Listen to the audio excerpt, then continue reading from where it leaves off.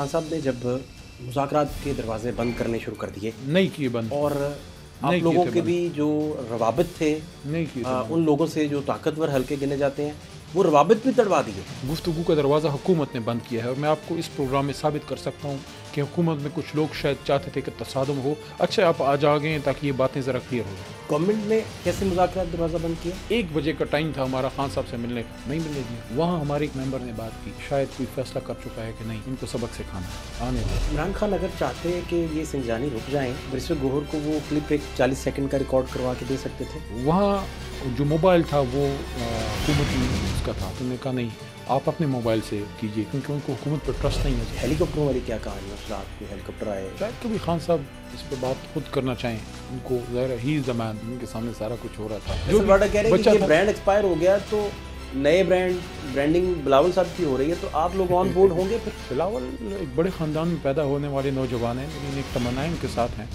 لیکن لیڈر بننے کے لیے آگ اور خون کے سمندر سے نکل کے جانا پڑتا ہے.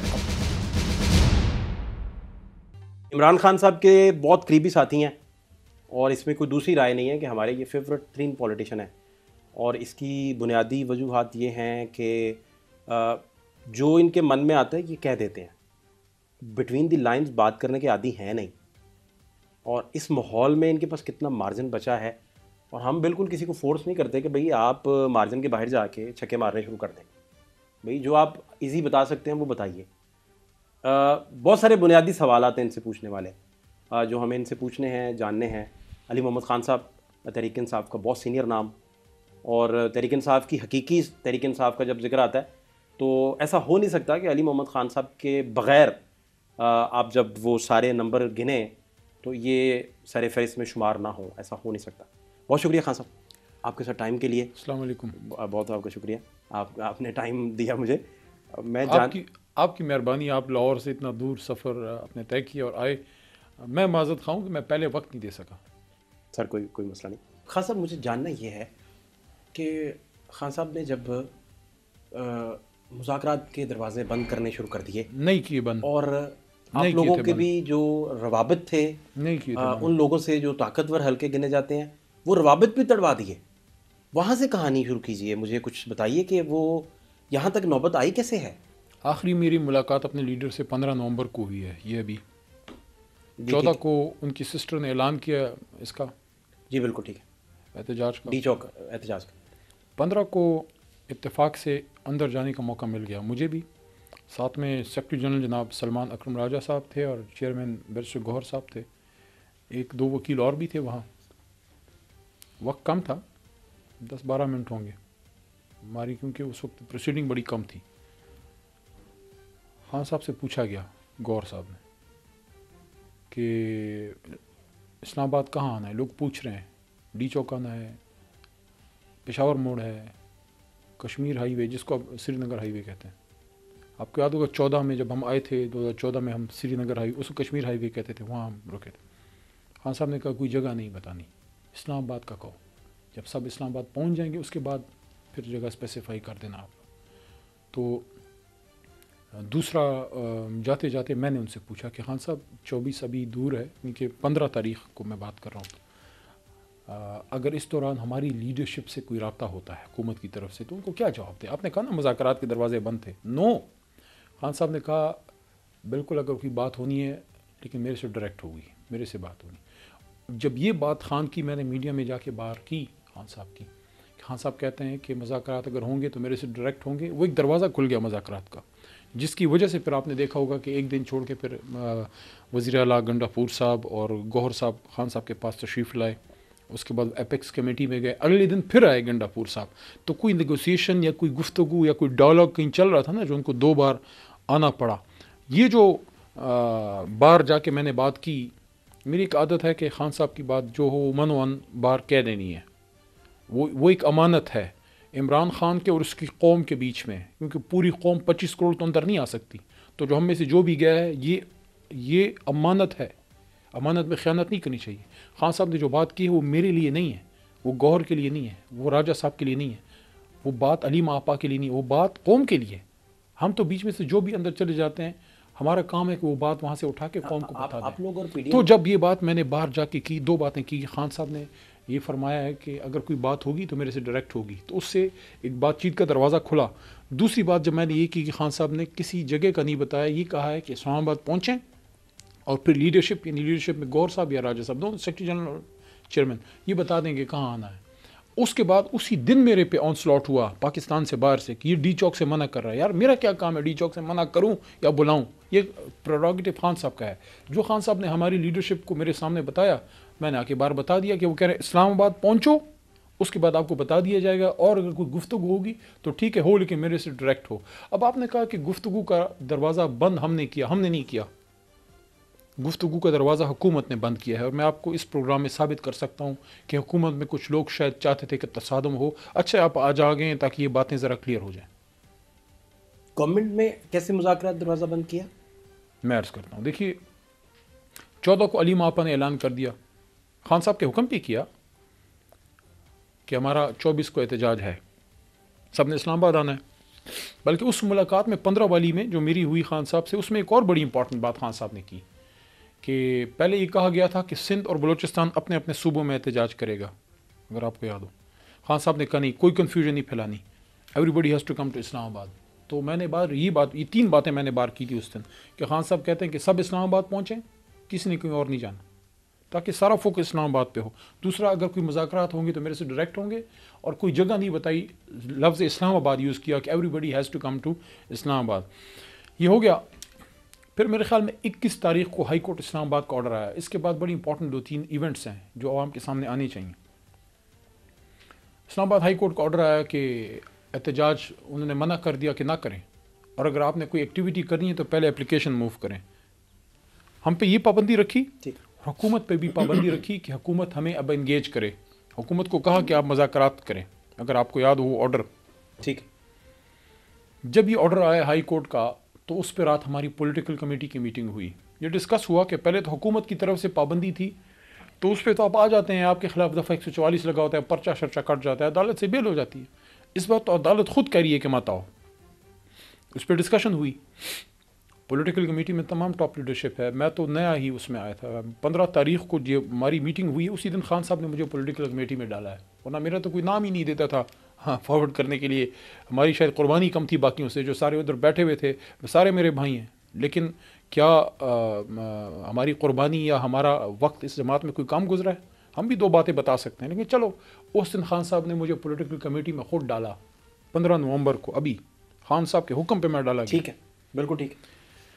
تو پولیٹیکل کمیٹی نے یونانیمس فیصلہ کیا کہ خان صاحب کو کل آپ جا کے انگیج کریں, یعنی 22 تاریخ کو.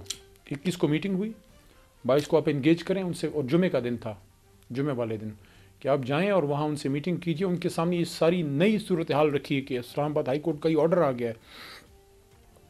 پھر پولیٹیکل کمیٹی کے حکم پہ 5 بندوں کے نام منتخب ہوئے, علی محمد, سلمان اکرم راجہ صاحب, بیرسٹر گور صاحب, اور ساتھ میں رؤوف حسن صاحب اور سردار لطیف کھوسا. ہم 5 نے جانا تھا. ٹائم ہمارے لیے محترم وزیر اعلیٰ صاحب نے, گنڈا پور صاحب نے لیا, 1 بجے کا ٹائم تھا ہمارا خان صاحب سے ملنے کا.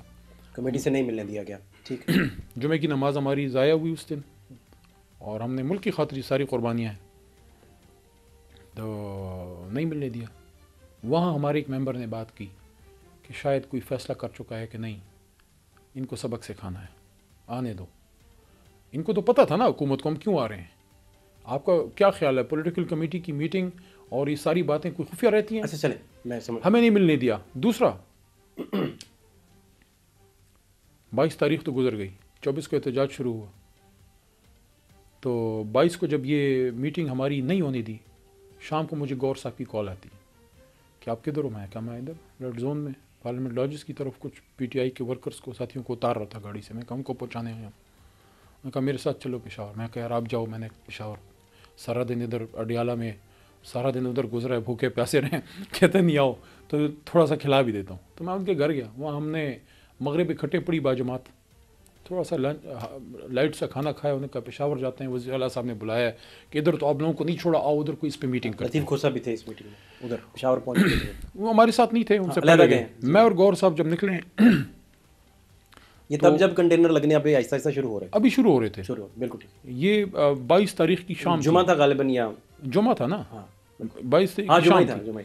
हम जब गए मोटरवे से आगे तो बुरहान वो कट्टी पहाड़ी से आगे फिर ब्लॉकेज शुरू हुई, वो कुछ हमने क्रॉस कर लिया। मुझे बैरिस्टर साहब ने कहा कि यार मुज़ाकरात का भी इशू है उधर, हो सकता है कि मुज़ाकरात हों तो ऐसा ना हो फंस जाएं। मैं कहा नहीं, उसने बुलाया तो हमें जाना चाहिए पेशावर। तो एक जो जगह तो हमने क्रॉस कर लिया, लेकिन फिर आगे चर्च का एरिया मुकम्मल ब्लॉक था।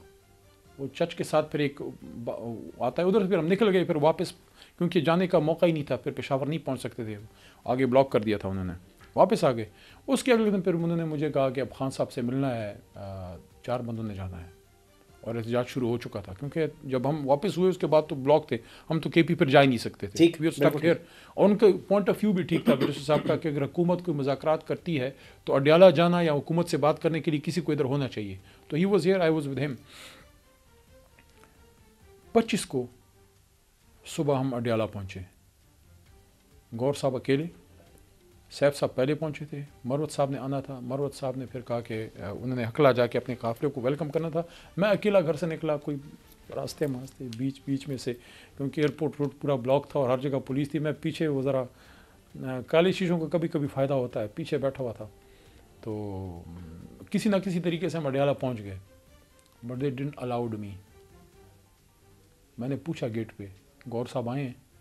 मुझे सिर्फ इतना बताया गया कि 2 गाड़ियाँ अंदर गई हैं। कोई ये नहीं बता रहा था कि हमारा चेयरमैन अंदर गया है कि नहीं। मैं 2 घंटे वेट करता रहा, उसके बाद वो बाहर निकले, गौर साहब बाहर निकले। मैं 2 घंटे बाहर रोड पे बैठा रहा। अगले दिन पॉलिटिकल कमेटी में गौर साहब ने पूरी ब्रीफिंग दी है पॉलिटिकल कमेटी को कि खान साहब ने इजाज़त दी है कि अगर आप संजानी रुकना चाहते हैं और 1-2 दिन गुफ्तगू होती है या कोई भी बात होती है तो 1-2 दिन आप रुक जाएँ और उसके बाद फिर फैसला करेंगे। लेकिन तब तक शायद देर हो चुकी थी, क्योंकि हमारा काफ़िला जो था जिसमें गंडापुर साहब उसको लीड कर रहे थे, बुशरा बीबी साहिबा भी उस काफ़िले में थी, वो इस्लामाबाद एंटर हो चुका था उस वक्त। पॉलिटिकल कमेटी का व्यू उस वक्त भी ये था कि कहीं भी हो बाहर आप रुक जाएं। गौहर साहब ने पैगाम लेट दिया? गौर साहब शाम तक इसमें बिजी रहे। 25 को जब उनको सुबह खान साहब ने कोई 11-12 बजे, मैं रिफ्रेज कर देता हूँ, बुशरा बीबी तक और जो अली अमीन खान साहब तक चीज़ें पहुँचती रहीं, वो 25 तारीख को पहुंचा चुके थे। तो गौहर साहब लेट हो गए पहुँचाते बात? नहीं, उनको तो पहुंचा दी थी। पॉलिटिकल कमेटी की मीटिंग अगले दिन हुई। मेरे ख्याल में उनको उसी दिन उस पर प्रेस टॉक कर देनी चाहिए थी। अगर मेरे से वो मशवरा करते बाहर जब मैं रुका था, अगर वहाँ मुझे वो बताते तो मैं उनको कहता कि हाँ प्रेस टॉक कीजिए, बताइए कि खान साहब ने कहा है कि आप संजानी रुक सकते हैं, तो उसमें एक स्पेस मिल जाती गुफ्तगू को भी। और जो हमारे पंजाब के काफ़िले निकल पड़े थे, लेकिन उसमें बहुत से लोगों को मसले थे, रावी ब्लॉक था, जेलम ब्लॉक था, लोग आ नहीं पा रहे थे, काफ़िले तो आ नहीं सकते थे, लोग इक्का दुक्का। तो अगर हमें थोड़ा सा वक्त मिल जाता तो पंजाब से बहुत से लोग 25 को हमें फिर 26 की रात को इधर ज्वाइन कर जाते। तो ये अगर खान साहब का ये मैसेज जो संजानी वाला है, क्योंकि मैं तो अपने चेयरमैन पर ट्रस्ट करूँगा गौर साहब पे। गौर साहब जब कहते हैं कि खान साहब ने उनको कहा तो ठीक है, कहा होगा। लेकिन अब इन सारी बातों की एक बात देखें, ये तो ऑपरेशनल मैटर्स हैं, यहाँ पहुँचे, वहाँ पहुँचे, यहाँ जाना था, इधर जाना था। जो सब बातों की एक बात है वो ये है कि अगर अदालत का ऑर्डर भी था कि आप डी चौक ना आए, हम आ गए, ओके आ गए, लोगों को मारना तो नहीं बनता था। वो भी तो किसी के बच्चे थे, किसी के बेटे थे, और एक पॉलिटिकल पार्टी के वर्कर हैं, एजुकेटेड लड़का लड़की इधर पाकिस्तान की खातिर, और डिमांड क्या कर रहे हैं? रूल ऑफ लॉ और अपने लीडर की रिहाई। इसमें कोई ऐसी बात नहीं है जो कोई पुरतशद्दुद जमातें जो मुल्क में हैं। इमरान खान अगर चाहते कि ये संजानी रुक जाएं तो बैरिस्टर गौहर को वो क्लिप एक 40 सेकंड का रिकॉर्ड करवा के दे सकते थे। 40 सेकंड्स, उसमें तो एडिटिंग होनी नहीं थी, क्योंकि खान साहब ने जो कंसर्न गौर साहब ने जो ब्रीफिंग दी है पॉलिटिकल कमेटी को, उसमें उन्होंने ये फरमाया कि जब वो गए हैं खान साहब के जो कमरा है, जो उनका जो जगह है जिधर वो होते हैं, वहाँ जो मोबाइल था वो हुकूमती उसका था। तो उन्होंने कहा नहीं, आप अपने मोबाइल से कीजिए, क्योंकि उनको हुकूमत पर ट्रस्ट नहीं है, ज़ाहिर नहीं होना चाहिए। तो जब गौर साहब अपना कोई लाएँ तो फिर शायद देर हो गई थी, जो भी था, उन्होंने कहा फिर अगले दिन करेंगे। तो मेरे ख्याल में इसमें सुबह जब मैसेज कन्वे हुआ है गौहर साहब को कि आप संजानी रुक सकते हैं, वो सुबह का जो है वो लेट हो गया। और अगले दिन फिर पॉलिटिकल कमेटी को जब बताया गया तो वो उस वक्त फिर वो एंटर इस्लामाबाद में हो चुके थे। पीडीएम 1 के साथ भी आपके मुज़ाकरात हुए थे और ख्वाजा साद रफ़ीक और आप सारे लोग मिल के कोई प्रेस टॉक करने वाले थे, और तय ये हुआ था कि जो एक्स चीफ जस्टिस थे उनके जाते ही, काजी साहब के आते ही 10 दिन के अंदर अंदर इलेक्शन करवा लें। और इस पर خان صاحب نے یکدم بیک آف وہاں سے کر گئے اور وہ سارے مذاکرات کی شطرنج بساط انہوں نے 25 مئی کا کہہ رہے ہیں. ہاں جی, تو وہ بھی تو طے ہوا تھا بہت کچھ, اس میں کیا ایسا ہوا تھا؟ میں تھا خان صاحب کے ساتھ, تو اس میں تو میں جوائن کیا تھا اٹک سے, اپنے ہمارے جو مردان کے قافلے ان کے ساتھ میں آیا تھا اٹک سے, پھر آگے میں ان کے ساتھ ہی تھا کنٹینر پہ. زیادہ وقت میرا کنٹینر کے اوپر گزرا اس میں.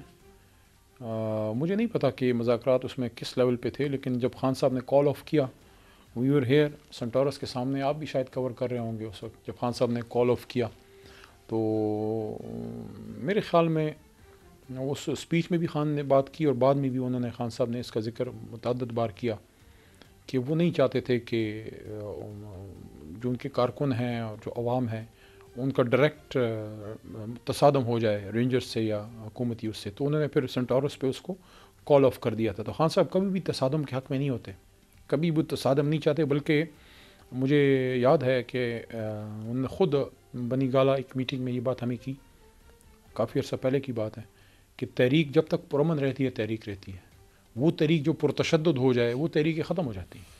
تو خان صاحب کا تو بہت ایمفسس اس چیز پہ ہے کہ ہم پرامن رہیں, اسی لیے ہمارا کارکن پرامن ہے. ڈی چوک کا واقعہ ہو گیا, آپ لوگوں کی طرف سے لسٹ بھی پرووائڈ کر دی گئی. ڈی چوک آپ سمجھتے ہیں کہ تحریک انصاف کی جانب سے پولیٹیکلی کہاں کہاں آپ سمجھتے ہیں کہ مس کیلکولیٹ ہوا؟ مس کیلکولیٹ فات صاحب کیا ہونا ہے, نہیں کہ احتجاج کے لیے ہم آئے, ساتھ ہی ڈی چوک ہے, آپ اسلام پارلیمنٹ لاجز بیٹھے ہیں. مجھے دکھ اس چیز کا ہے, میں نے اس پہ 4 راتیں پہلے ایک ٹویٹ کی تھی, وہ آپ جا کے دیکھیے گا, میں آپ کو بھیج دوں گا لنک. وہ کرتے ہوئے میری آنکھوں کے آنسو نہیں رک رہے تھے. اس کی وجہ یہ نہیں تھی کہ مطلب ہے کہ مجھے ایک چیز کا دکھ تھا کہ جو کارکن اور جو پاکستانی ادھر نوجوان آئے تھے, تو ٹھیک ہے یار, جان چلی بھی جاتی ہے, ہماری بھی ایک دن جانی ہے, لیکن جان جاتے جاتے ان کا مان ٹوٹا ہے. ان کا مان بھی گیا. مان کس چیز کا؟ وہ اس چیز کا کہ ملک سے تو محبت ہماری گٹھی میں ہے. کہ میں آپ جس آدمی سے بات کر رہے ہیں اس کا دادا پاکستان بنانے والے لوگوں میں سے ہے. محمد علی جناح صاحب جب قرارداد لاہور پاس کروا رہے تھے تو ادھر میرا دادا پیر محمد خان بھی تھے. خان صاحب کے والد محترم جو تھے وہ بھی وہیں موجود تھے. تو ہم تو پاکستان کی محبت میں خان صاحب کے ساتھ شامل ہوئے ہیں. تو پاکستان سے, پاکستان کے اداروں سے محبت ہماری گٹھی میں ہے. جو پاکستان پہ جان نچھاور کرتے ہیں ان کی محبت بھی ہماری گٹھی میں ہے. لیکن خان صاحب نے جو ٹریننگ کی ہماری وہ یہی تھی کہ وہ سبز لالی پرچم کے لیے, کیونکہ بچپن سے کچھ چیزیں آپ زبان سے کہتے ہیں, کچھ آپ انسان کو آبزرو کر کے, اور جو آبزرو کر کے باڈی لینگویج سے سیکھتے ہیں وہ شاید کہے ہوئے سے زیادہ اسٹرانگ ہوتا ہے. میں تو اس جنریشن سے ہوں جو میں کلاس 2-3 میں تھا, میں اس آدمی کو فالو کر رہا ہوں. میرا پولیٹیکل لیڈر بعد میں ہے, ہیرو ملک کا پہلے ہے. تو اس کو ہم نے دیکھا کہ وہ پاکستان سے محبت اس نے ہمیں سکھائی ہے. اور پھر جب وہ حکومت میں آیا تو ہمیشہ خان صاحب ایک بات کرتے تھے کہ ملک بھی میرا ہے, فوج بھی میری ہے, ادارے بھی میرے ہیں. اس طرح کی ان کا ایک ملک کو اون کرتے ہیں پورا عمران خان. تو یہ جو نوجوان آیا اس کو یہ یقین تھا کہ کوئی ایزی گوئنگ نہیں ہوگی, ہو سکتا ہے پکڑا جاؤں, لاٹھی چارج یا آنسو گیس تو چل ہی رہی تھی. اس کو یہ مان تھا کہ مجھے کوئی, میں جان سے نہیں جاؤں گا, یہ میرے اپنے ہیں. یہ دکھ شاید ساری زندگی ہمارے ساتھ رہے. کچھ دکھ اس ریاست کے, اس ملک کے ہمارے ایسے ہیں جو کبھی نہیں بھولیں گے, جیسے ہماری پیدائش سے پہلے خطر کا سانحہ, یا ہمارے جیتے جی جو ہم نے کچھ چیزیں دیکھیں. میں سانحہ بھاولپور نہیں بھول سکتا, ٹاپ براس ہماری گری, ایک دہشت گرد حملہ ہوا, سارے شہید ہو گئے.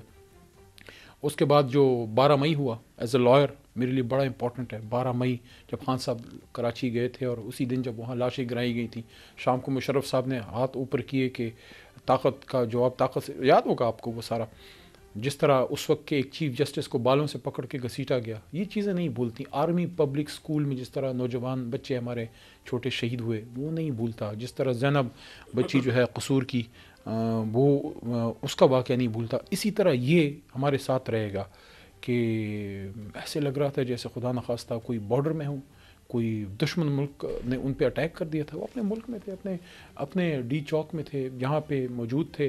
ان کی بات سنتے نہ سنتے, ان کے بیٹھے رہنے دیتے. 3-4 دن بعد ویسے ہی انسان پھر تھک. اچھا, یہ کہانی شروع ہوئی تھی. میں نے آج اڈیالہ میں ایک بات کی. آج ویسے مجھے اڈیالہ پھر نہیں خان صاحب سے ملنے دیا, پرسوں بھی نہیں ملنے دیا تھا اور ترسوں بھی. یہ ڈی چوک والے واقعے کے بعد 3 دن کنٹینیوسلی ہمارے لوگ گئے ہیں, مجھے نہیں ملنے دیا. حالانکہ آخر میں اب جا کے کل علیمہ آپا کو بھی انہیں ملنے دیا ہے پرسوں. پہلے دن تو مجھے ان کو سب کو بہت سو کو نہیں وہ الاؤ کر رہے. آج میں نے اڈیالہ کے بار یہ بات کی ہے کہ کیا یہ ڈی چوک یہاں کوئی نہیں آ سکتا؟ آپ کے پاکستانی نہیں آ سکتے؟ بیٹھ کے بات کریں یار. آپ ان کی نہ سنیں نہ مانیں, چلے جائیں گے, ہفتے بعد چلے جاتے. آپ کارڈن آف کر دیتے, باقی لوگوں کو نہ آنے دیتے. شارٹ بریک ایک لیں گے جی.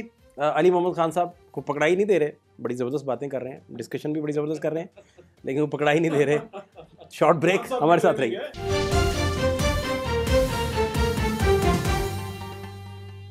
کابینہ کے جتنے لوگ ہیں, خاص طور پر خان صاحب کے بہت قریبی لوگ آپ جیسے, وہ آخری رات اور عدم اعتماد کی باتیں بتانے سے گریزاں رہتے ہیں. بات کھل کے نہیں کوئی ایسی, آپ مجھے پوچھیں جو نہیں. ادھر ان دنوں افواہ پھیلی, ہیلی کاپٹر آ گئے جی, وہ فلاں بندہ آ گیا جی, وہ کیا ہوا تھا؟ آخری کابینہ کی میٹنگ میں ساتھ تھا, اور میری عادت ہے, میں چونکہ ایک سیاسی کارکن کے ساتھ ساتھ ایک وکیل بھی ہوں, ایک چھوٹا سا, میں لوگوں کو آبزرو کرتا ہوں. باڈی لینگویج کابینہ کی ٹینس تھی. ہم ایم این ایز, سینیٹرز اپنا منسٹرز جتنے تھے, ہاں سب ریلیکس تھے, ہلکی سی مسکراہٹ بھی تھی چہرے پہ, اور بڑے کام کمپوزڈ. اس پہ فیصلہ ہوا, کچھ بنیادی فیصلے ہوئے سائفر پہ کہ اگر اس پہ خان صاحب نے بات کی ہے تو آفیشلی الاؤ کیا جائے کہ جو, حالانکہ جو سائفر کا اوریجنل تھا وہ ادھر بھی نہیں دکھایا گیا, صرف اس کا جو کرکس تھا وہ تھا. اور یہ پتہ لگ گیا کہ کتنا یہ ایک غلط کام ہوا ہے ملک کے ساتھ, کہ ایک بیرون ملک کوئی لوگ کہہ رہے ہیں کہ کوئی بھی وزیر اعظم ہو, چاہے عمران خان کی جگہ کوئی اور بھی ہو, کوئی بھی وزیر اعظم ہوگا, باہر سے اگر ڈکٹیشن آئے گی تو ہمیں بطور پاکستانی اچھی تو نہیں لگے گی. سارا کچھ ہوا. اس کے بعد چونکہ میری ڈیوٹی آپ کو پتہ ہے پارلیمنٹری افیئرس تھی, تو میٹنگ کے بعد پھر میں پی ایم ہاؤس نہیں رکا, میں سیدھا پارلیمنٹ ہاؤس آ گیا, کہ مجھے کچھ پارلیمنٹری افیئرس کو دیکھنا ہوتا تھا. تو اس رات میں نے اپنی ڈیوٹی کی. بہت سے لوگوں نے خان صاحب کے کان بھی بھرے کہ یہ کیوں ادھر بیٹھا ہے, پتہ نہیں. میرے خلاف خان صاحب کے کان بڑے بھرے جاتے ہیں بڑے شوق سے, اس زمانے میں بھی اور شاید آج بھی. وہ پھر بعد میں لوگوں کو پتہ لگا کہ یہ کیوں ہے, کیوں ادھر بیٹھا ہے. میں اس لیے بیٹھا تھا کہ میں چاہ رہا تھا کہ خان صاحب کا جو موقف ہے, ان کا جو پوائنٹ آف ویو ہے, وہ آخری رات بھی کوئی نہ کوئی ہو جو ان کی بات وہاں پہ کرے, کہ اس آدمی کی حکومت اگر ختم ہو رہی ہے تو کرپشن پہ نہیں جا رہا, کوئی اس نے کوئی لاق قانونیت نہیں کی. نہیں, وہ جو افواہیں پھیلی کہ عمران خان کو پارلیمنٹ نہیں جانے دیا جائے گا, یہ وہاں جا کے جنرل باجوہ کو سیک کرنا چاہتے ہیں, ان کہانیوں میں کیا صداقت ہے؟ یا خان صاحب نے آپ کو اشارہ کیا کہ آپ پہنچے, میں آ کے سیک کرتا ہوں؟ انہوں نے مجھے کوئی اشارہ نہیں کیا, نہ مجھے اس رات کسی کی ڈائریکشن تھی. وہ میرا اپنا کوئی فیصلہ تھا کہ I have to stay, I have to defend my leader and my party. جب ویسے مشکل وقت تھا, خاص کر اس وقت جب اسد قیصر صاحب نے استعفیٰ دیا, خان صاحب کے پرانے ساتھی ہیں. کس کے کہنے پہ دیا تھا؟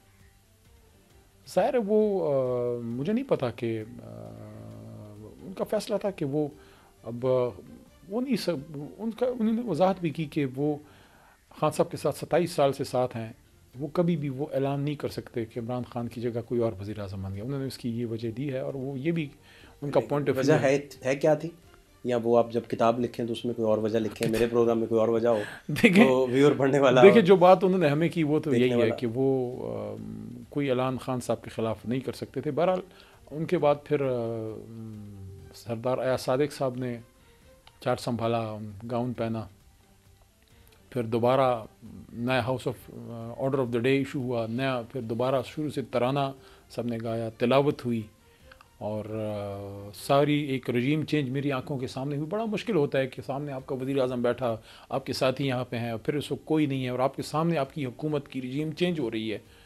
تو اٹ واز ٹف, لیکن اللہ نے مدد کی, اور میں گیا ایاز صادق صاحب کے پاس. ان کو 2013 سے ہم اسپیکر صاحب کہتے ہیں, وہ اللہ ان کی عزت رکھے, وہ میری تھوڑی بہت خاطر کرتے ہیں. تو میں ان کو کہا کہ کیا میں کچھ بول سکتا ہوں؟ تو انہوں نے مجھے کہا کہ علی صاحب آپ آج بھی ہمارے منسٹر ہیں, آپ بولیے. وہ 9 منٹ شاید پھر اس حکومت پہ بڑے بھاری گزرے. اللہ نے مدد کی اس رات. خان صاحب کا جہاں تک تعلق ہے تو اس کے بارے میں بڑی باتیں لوگ کرتے ہیں. خان صاحب ڈائری اٹھا کے چلے گئے.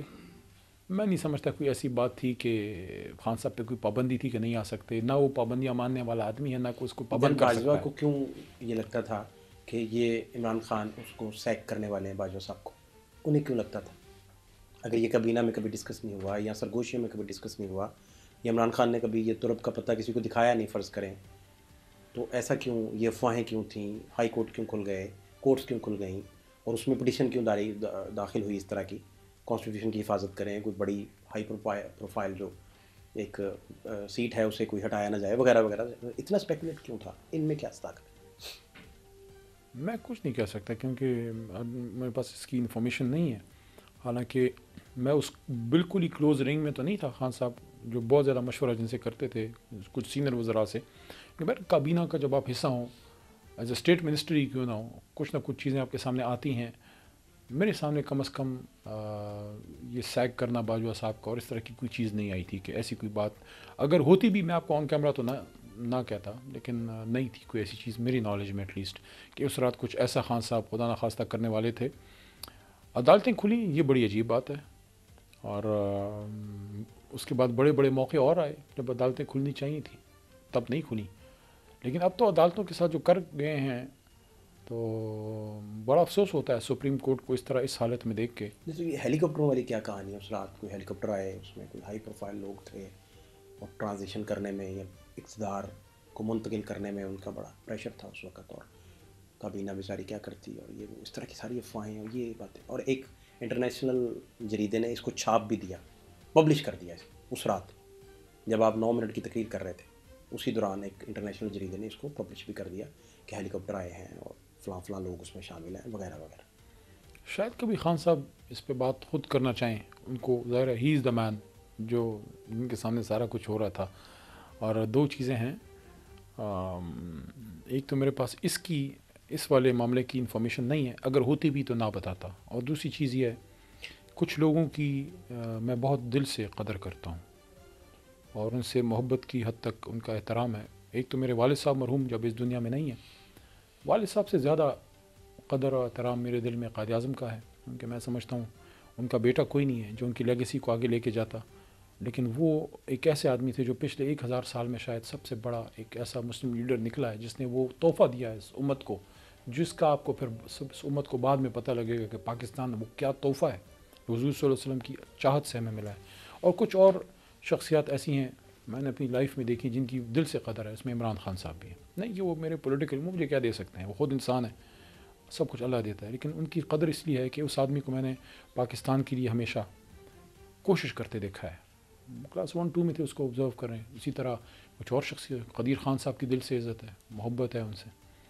اور اچھا، جو لوگ کابینہ میں بعد میں ثابت ہوئے کہ دونوں طرف کھیل رہے تھے، آپ لوگوں کو اس وقت پتہ تھا نام لیے بغیر کہ یہ لوگ دونوں طرف کھیل رہے ہیں اور کچھ چیزیں ہیں، کچھ رپورٹنگ کرتے ہیں، کچھ وہاں تک بات پہنچا دیتے ہیں، یا اس وقت ایسا نہیں کوئی تاثر تھا؟ اور نہیں، اس وقت ایسا کچھ نہیں تھا، یعنی کہ یہ بہت سی چیزیں تو بعد میں سامنے آئیں جب لوگوں نے پارٹی چھوڑی، جب لوگ تو یہ پھر پتہ لگا کہ لوگ شاید کہیں یا مجبور تھے یا بہت زیادہ کنیکٹ تھے. زیادہ تر تو سارے خان صاحب کے پرانے ساتھی تھے. بلکہ یہ آپ کو اندر کی ایک بات بتاؤں، یہ 15 نومبر کو جو آخری ایک ملاقات خان صاحب سے 10-12 منٹ کی ہوئی ہے، اس سے پہلے میری ایک ملاقات ہوئی تھی 6-6.5 گھنٹے کی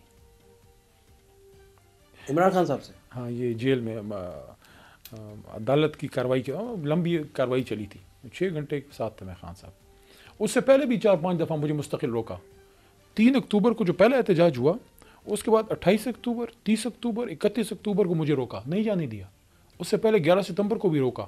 میں ان لوگوں میں سے ہوں جو ریگولر اڈیالہ میں ہوں، لیکن ملاقات یہ وہ لوگ بڑی میری کم کراتے ہیں. 6.5 گھنٹے میں کیا لبے لباب ہے اس میٹنگ کا، وہ کچھ آپ اگر کوئی شیئر کر سکیں؟ خان صاحب نے کہا کہ میں جب اس بار باہر آؤں گا تو میں اپنی ٹیم اپنے ہاتھ سے خود بناؤں گا. تو میں نے کہا سر جو پرانی ٹیم تھی وہ بھی تو آپ ہی نے بنائی تھی. انہوں نے کہا نہیں، اس میں کچھ پرانے تھے.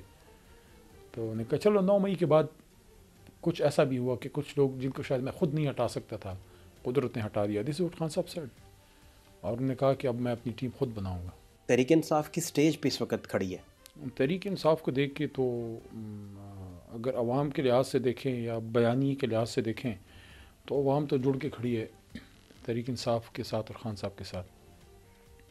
لیکن دکھ اس چیز کا ہوتا ہے کہ جس جماعت کو میں نے دیکھا تھا تو اب بہت مجھے چینج نظر آتی ہے. یعنی کہ وہ جو خان صاحب کے ساتھ پرانے ساتھی تھے جن کی میں بہت رسپیکٹ کرتا تھا اس وقت، اب بھی کرتا ہوں، بہت سے اس میں جماعت سے چلے گئے ہیں، لیکن وہ ایک فیس تھا پی ٹی آئی کا ایک وقت میں جب میں نیا جوائن کیا. مجھے اکثر لوگ کہتے ہیں سینئر، میں سمجھتا ہوں شاید وقت سے پہلے ہی سینئر ہو گیا ہوں، کیونکہ بیچ میں وہ کشن نکل گیا کچھ سینئرز کا جن کو بیچاروں کو جانا پڑا. میں نہیں سمجھتا کہ یہ میں ایز اے پولیٹیکل ورکر میں آپ کو کہہ رہا ہوں کہ جو رجیم چینج میں لوگ گئے تھے ان سے تو میری کوئی ہمدردی نہیں ہے، رجیم چینج کے دوران جو خان صاحب کو چھوڑ کے گئے.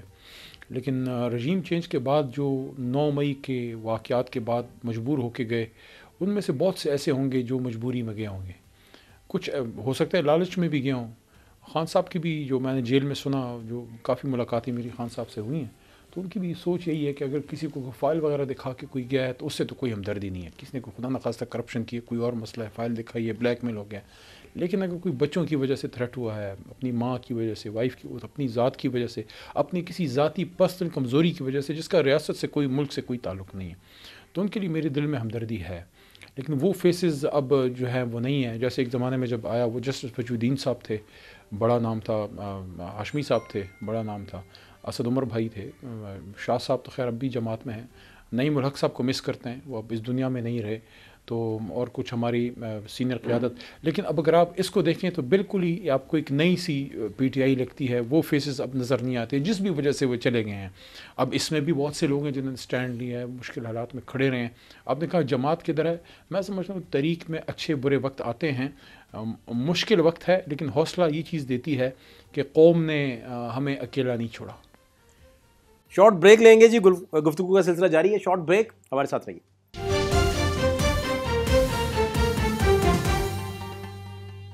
جتنے بھی خان صاحب کے قریبی ہیں ان کے بارے میں یہی ہے کہ یہ سارے کمپرومائزڈ ہیں، سارے کمپرومائزڈ ہیں. اس طرح کی افواہیں کیوں پھیلائی جا رہی ہیں اور ان میں صداقت کتنی ہے؟ میں اس چیز کو میں نے بڑا آبزرو کیا ہے کہ یہ بات کیوں کی جاتی ہے. دیکھیں، اب ایک شخص اڈیالہ میں ہے، جیلم جیل میں ہے، پشاور جیل میں ہے، لاہور کہیں بھی ہے، کوٹ لکھپت میں جیل میں نہیں ٹوٹا، کھڑا رہا ہے. جس طرح بھی آپ دیکھیں علی حمزہ صاحبہ کھڑی رہی ہیں، شاہ صاحب ابھی تک جیل میں کھڑے ہیں، گورنر چیمہ صاحب جو ہیں، عمر سرفراز صاحب وہ کھڑے ہیں، اسد قیصر صاحب جیل میں گئے، کھڑے رہے. جنید اکبر خان ہمارے سوات مالاکنڈ سے ہیں، کھڑے رہے، ابھی تک کھڑے ہیں. اسی طرح ہمارے مجاہد خان، لوگوں کو بڑا کئی انسنگ ہیروز ہیں. مجاہد خان ہمارا مردان کا ایم این اے ہے، 50 دن اس نے جیل کاٹی ہے، کھڑا رہا ہے، وہ نہیں ٹوٹا. میں نے یہ آبزرو کیا ہے کہ کچھ لوگ جو 9 مئی کے بعد بلیک میل نہیں ہوئے، جو گرفتار ہو گئے، بلیک میل نہیں ہوئے، نہیں ٹوٹے، نہ جھکے، کھڑے رہے، جب وہ باہر نکلیں اس کے بعد ان کی کریڈیبلٹی کو ہٹ کرنے کی کوشش کی گئی ہے کہ اگر کوئی بکا نہیں ہے یا ڈرا نہیں ہے تو اس کی کریڈیبلٹی کو ہٹ کرو. اور میں یہ نہیں کہتا کہ سارے 100% صحیح ہوں گے، ہو سکتا ہے میں صحیح نہ ہوں، ہو سکتا ہے کوئی اور صحیح نہ ہو، لیکن یہ کہنا کہ لیڈرشپ جناب کمپرومائز ہے تو پھر یہ پارٹی چل کیسے رہی؟ یہی تو وہ لیڈرشپ ہے کہ اندر عمران خان اگر جیل میں ہے تو پارٹی کی لیڈرشپ جو ہے وہ کڑی ہے. ہاں، اس میں سے کچھ لوگوں کی کچھ کمزوریاں مجبوریاں ہو سکتی ہیں، لیکن میرے خیال میں میرے لیے تو وہ شخص کوئی بھی ہو جو ابھی تک عمران خان کے ساتھ کھڑا ہے، اس کے نظریے پہ کھڑا ہے، میرے لیے وہ تب تک جو ہے قابل قبول ہے جب تک وہ چھوڑ کے نہ چلا جائے. عمران خان صاحب کو آپ کب دیکھ رہے ہیں کہ وہ جیل سے باہر آ سکتے ہیں، یا اب مشکل ہو گیا ہے آپ ساری کابینہ کے لیے بھی ان کے نیریٹو کو ٹو کرنا اور آگے لے کر چلنا؟ اس پہ نہیں، نیریٹو کو ٹو کرنا مشکل کیا ہے؟ میں آج بھی اڈیالہ میں وہی بات کی ہے. ادھر آئے تھے لوگ، بیٹھ کے بات کر کے چلے جاتے. میرے سے پوچھا اس لوگوں نے کہ اس کے کون رسپانسبل ہے؟ کہا حکومت رسپانسبل ہے. حکومت کے نیچے سب سارے ادارے آتے ہیں، حکومت رسپانسبل ہے نا. آرٹیکل 9 کے تحت رائٹ ٹو لائف ہے، تو ان پاکستانیوں کی جان کی، زندگی کی حفاظت کس نے کرنی تھی؟ یہاں جو کچھ ہوا ہے حکومت کے نیچے ہوا ہے نا، تو حکومت کی رسپانسبلٹی، شہباز شریف وزیر اعظم ہے، سب کی رسپانسبلٹی بنتی ہے. اگر عمران خان وزیر اعظم ہوتا، علی محمد اس کے ساتھ کیبنٹ کا ایک وزیر ہوتا، خدا نخواستہ یہاں ڈی چوک میں لوگوں کی لاشیں گرتی، عمران خان سے سوال نہ ہوتا، آپ لوگ ہماری جان کو نہ پڑے ہوتے. تو یہ پوچھیں نا شہباز شریف سے، اس کی کابینہ سے، کہ یہ جو بات ہوتی ہے کہ نہیں جناب 100 نہیں ہے، 10 ہیں، 200 نہیں ہے، 12 ہیں، اگر ایک بھی شہادت ہے یہاں پہ، کیوں ہے بھائی؟ وہ یہاں شہید ہونے کے لیے تو نہیں آیا تھا، وہ تو اپنا سیاسی مطالبات کے لیے وہ آیا تھا. فیصل واڈا کہہ رہے ہیں کہ یہ برانڈ ایکسپائر ہو گیا تو نئے برانڈنگ بلاول صاحب کی ہو رہی ہے، تو آپ لوگ آن بورڈ ہوں گے پھر؟ یا لیڈر پوچھا جا رہا ہے آپ سے، لیڈر دنیا کی ایک ایسی مخلوق ہے نا. دیکھیں، جج، جرنل، بیوروکریٹ یہ اداروں میں بن سکتے ہیں، وکیل بن سکتے ہیں، انجینئر بن سکتے ہیں، میں انجینئر بھی ہوں، وکیل بھی ہوں، ڈاکٹر بن سکتے ہیں. 2 طرح کی مخلوق آپ بنا نہیں سکتے. ایک کسی شاعر یا آرٹسٹ کو تخلیق نہیں کر سکتے، اور ایک لیڈر نہیں بن سکتا. لیڈر کسی فیکٹری میں نہیں بنتا, کسی کمپنی میں نہیں بنتا, کسی بھی کمپنی میں لیڈر نہیں بنتا. لیڈر اگر ہوتا ہے, آپ نے لیڈر بنایا, لیڈر اگر آپ کی کمپنی نے بنایا, لیڈر لمبی اگر بحث ہو ہوتا جائے ہے, گی یہ. لیڈر اگر ہوتا ہے نا, اس کو آپ سپورٹ کر سکتے ہیں. میں ایک بات بتاؤں, ہارے ہوئے گھوڑے پہ کوئی بیٹ نہیں کرتا. عمران خان جیتنے والا گھوڑا تھا, وہ ایک لیڈر تھا اور لیڈر ہے. تبھی اس کو لوگوں نے, اگر کوئی کہتا نا کسی نے سپورٹ کیا, تو آپ سپورٹ کر کے کسی اور کو لیڈر بنائے نا. کیا اظہر خان صاحب جو ہیں وزیر اعظم بن سکے؟ کیا وہ لیڈر بن سکے؟ حالانکہ بہت بڑے آدمی تھے. کیا نوابزادہ نصر اللہ خان صاحب لیڈر بن سکے؟ حالانکہ وہ بہت بڑے سیاستدان تھے. کیا قوم پیچھے لگی؟ نو. قوم زبان خلق و نقار خدا سمجھو, جس کے پیچھے قوم ہوگی اسی کو سپورٹ کیا جائے گا. ہاں, یہ اگر آپ بلاول کی بات کر رہے ہیں, بلاول ایک بڑے خاندان میں پیدا ہونے والے نوجوان ہیں, میری نیک تمنائیں ان کے ساتھ ہیں. لیکن لیڈر بننے کے لیے آگ اور خون کے سمندر سے نکل کے جانا پڑتا ہے, اپنے تن اپنے من کو مارنا پڑتا ہے. عمران خان کی طرح ایک آگ کے دریا سے گزر کے جانا پڑتا ہے. ایک آدمی جو آؤٹ سائڈر تھا, جو سسٹم کا آدمی نہیں تھا, جس کے ساتھ کوئی نہیں تھا, جس کا لوگ مذاق اڑاتے تھے, جس کے ساتھ چھوٹے چھوٹے بچے تھے, اس نے ایک نسل کا انتظار کیا کہ یہ نسل بڑی ہوگی, ان کی شناختی کارڈ بنے. آج جن کی شناختی کارڈ بنے ہیں ان کے بچوں کے بن گئے ہیں. 2 نسلیں اس کے ساتھ کھڑی ہیں. آپ کو اس سے بات کرنی پڑے گی, کیونکہ آپ ایک شخص کو تو باہر کر سکتے ہیں, ایک شخص کو تو نیگیٹ کر سکتے ہیں. اس شخص کے پیچھے جو کروڑوں لوگ ہیں, آپ جب ایک عمران خان کو مائنس کرنے کی بات کرتے ہیں, آپ کروڑوں لوگوں کو مائنس کرنے کی بات کرتے ہیں. وہ آپ کر نہیں سکتے, وہ آپ کی بساط میں نہیں ہے, اس سے ملک چلتا نہیں ہے. آپ بلاول کو سپورٹ کرنا چاہتے ہیں, بے شک کیجیے, لیکن آپ کو بات اس سے کرنی پڑے گی جو قوم کا لیڈر ہے. جب آپ اس سے بات کریں گے, ملک میں پولیٹیکل سٹیبلٹی کی طرف ملک جائے گا. جب ملک میں پولیٹیکل سٹیبلٹی آئے گی, انویسٹمنٹ آئے گی, ملک مضبوط ہوگا, لوگوں کے چہروں پہ واپس امید کی کرن آئے گی. نوجوان کو لگے گا کہ یس یہ میرا ملک ہے. نوجوان اس ملک کو چھوڑ کے جائے گا نہیں, برین ڈرین رک جائے گا. سب سے امپورٹنٹ چیز, اگر عمران خان صاحب کوئی باہر لاتے ہیں, آتے ہیں وہ باہر, ملک واپس پولیٹیکلی میچورٹی کی طرف جاتا ہے, سٹیبلٹی آتی ہے, برانڈ پاکستان پہ لوگوں کا اعتماد واپس بحال ہوگا کہ یس پاکستان کین ڈو اٹ. اس وقت لوگوں کے چہرے اترے ہوئے ہیں, سسٹم سے اعتماد اٹھ گیا ہے, ڈیموکریسی سے اعتماد اٹھ گیا ہے. لوگ پاکستان میں, آپ کو ہر دوسرا آدمی ذہنی طور پہ بیمار لگتا ہے. سسٹم کے لوگ کہتے ہیں ان پہ اعتبار کیسے ہم کریں؟ سب سے بڑا جو المیہ خان نے مجھے خود کہا ہے, خان صاحب نے مجھے خود کہا ہے, خان صاحب انتقام نہیں لے گا, کسی کو ڈرنے کی کوئی ضرورت نہیں ہے. تھینک یو سو وہ مچ. لیڈر ہے, وہ آپ کی طرح بونا نہیں ہے کہ آپ کو جیل میں ڈالے گا. بہت شکریہ, thank you so much, thank you so much.